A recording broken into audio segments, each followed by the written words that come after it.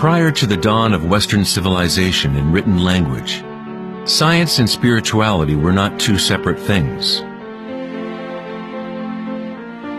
In the teachings of the great ancient traditions, the outer search for knowledge and certainty was balanced by an inner feeling of impermanence and intuitive understanding of the spiral of change.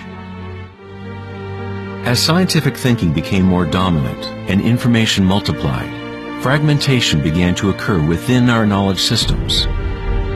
Increased specialization meant that fewer people were capable of seeing the big picture, of feeling and intuiting the aesthetic of the system as a whole. No one was asking, is all this thinking good for us?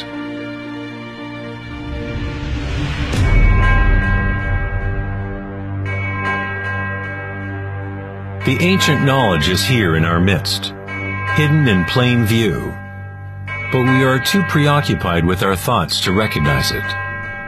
This forgotten wisdom is the way to restore the balance between the inner and the outer, yin and yang, between the spiral of change and the stillness at our core.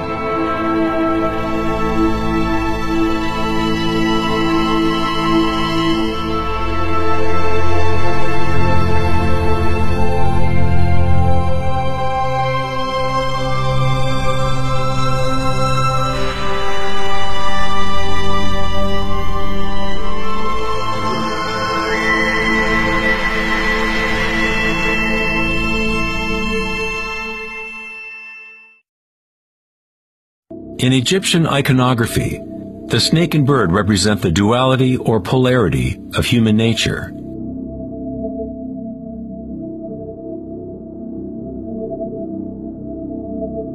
The snake, the downward direction, is the manifested spiral, the evolutionary energy of the world.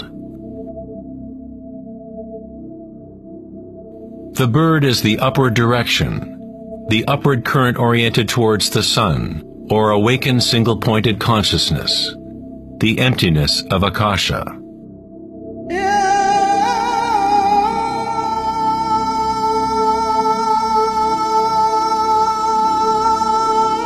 Pharaohs and gods are depicted with awakened energy, whereby the Kundalini snake moves up the spine and pierces Ajna chakra between the eyes.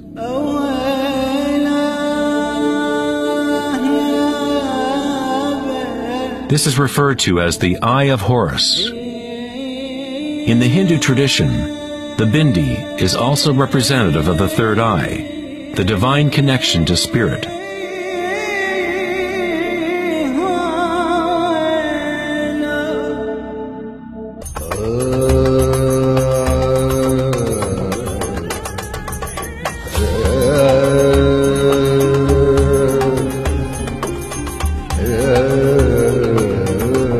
If we read the Adam and Eve story in the light of the Vedic and Egyptian traditions, we find that the serpent guarding the tree of life is Kundalini. The apple represents the lure and temptation of the external sensory world, distracting us from the knowledge of the inner world, the tree of knowledge within.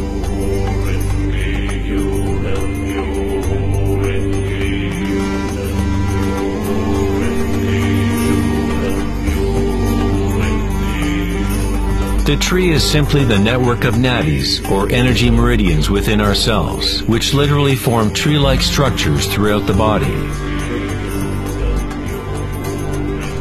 In our egoic quest for external gratification, we have cut ourselves off from the knowledge of the inner world, our connection to Akasha and the wisdom source.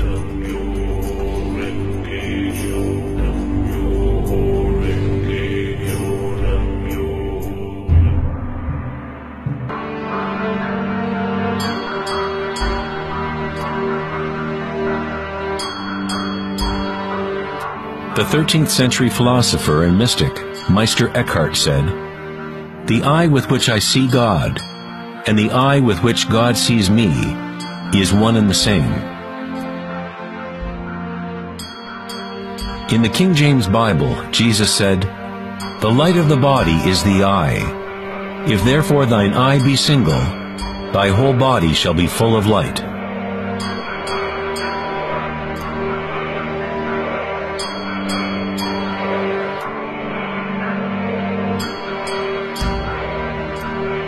The Buddha said, "The body is an eye."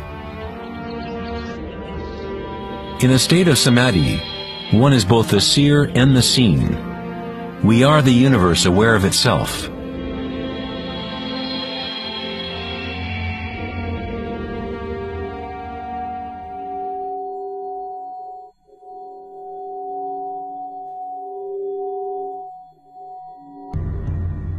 Your state of consciousness creates the right conditions for your energy to be able to grow.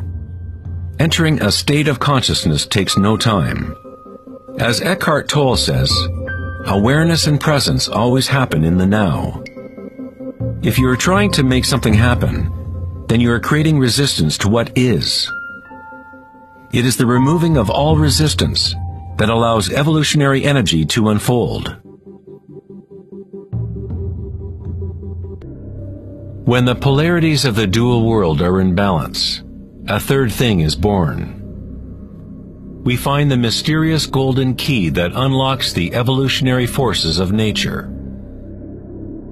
This synthesis of the sun and moon channels is our evolutionary energy.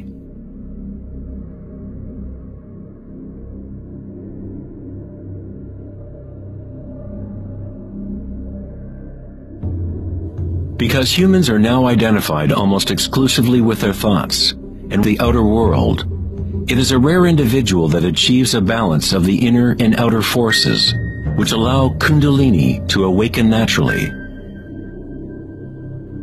For those identified only with the illusion, Kundalini will always remain a metaphor, an idea, rather than a direct experience of one's energy and consciousness.